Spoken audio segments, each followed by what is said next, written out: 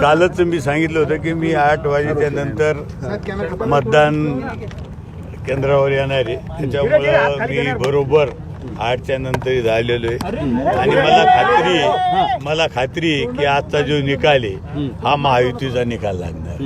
तिरंगी लढत आहे आणि तिरंगी लढतीत बरेच जण दावे करतायत, तुम्ही जसं दावा करताय तसं थोडंसं तरी दावे करताय। दावा तर सगळेच करणार, पण दावा मी पहिल्यापासून सांगतो की 100% ही जागा, ही संभाजीनगरची जागा ही महायुतीची येणार, ही मी पहिल्यापासून सांगतो, आज सांगतो आणि थोड्या वेळानं सुद्धा सांगणार। मतमोजणी पूर्वीपासून मतमोजणी झाल्यानंतर आता मतमोजणीपर्यंत पूजापाठ सुरू आहे तुमच्या दुसऱ्या उमेदवारांकडून। कोण काय करतं त्याच्याशी मला काही बोलायचं नाही काय।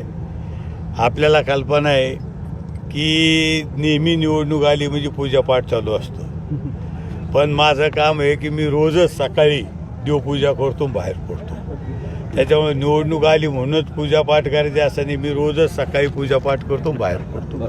ही निवडणूक कुठल्या मुद्द्यावर झाली आणि तुम्ही कुठल्या मुद्द्यावरून यशस्वी ठरता असं तुम्हाला वाटतं? ही निवडणूक तसं पाहायला गेलं तर ही वैयक्तिक मुद्द्यावर निवडणूक झालेली, पण मी जे निवडणूक लढवतो ते विकासाच्या बाबतीत लढलेलो आहे, विकासावर मी मतं मागितलेली आणि बाकीच्यांना जे काही मतं मागितले ते वैयक्तिक टीका करून मतं मागितलेली, याच्यात हा फरक आहे। निवडणूक कठीण होती का सोपी होती तुमच्यासाठी? निवडणूक म्हणल्याच्या नंतर सगळ्यासमोरच आव्हान असतं।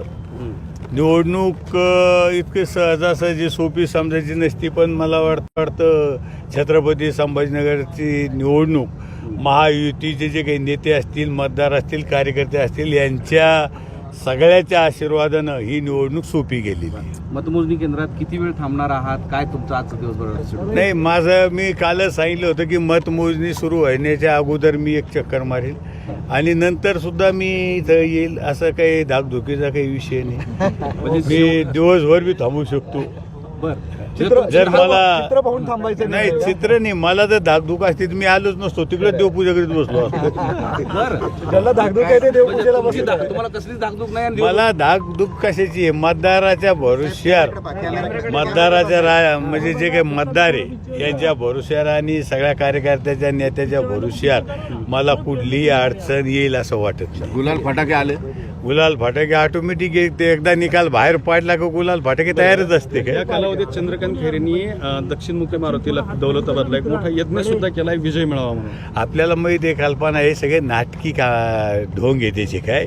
हे निवडणूक आली का तो होम हवन दक्षिण मारुती हे त्याचं ते चालू असतं, त्याचं काय, त्याचं तेवढंच काम आहे, त्याला दुसरं काही काम नाही। म्हटलं होतं प्रतिस्पर्ध्यांना मी भस्म करेन, नाही आता कोण कोणाला आज भस्म करतं ते दिसणं आज काय। मला पाठवणार आबा काही घंटे बाकी आहे भस्म करायला, जास्त वेळ नाही, तुम्हाला दिसलंच कोण कोणाला भस्म करतं। हिमालयाला वाटे लावू म्हटले तू? नाही, ते म्हणले जर मी हरलो तर मी हिमालयात जाईन, मी म्हणलं आम्ही वाटेला वळलो, त्याच्यात काय गैर आहे?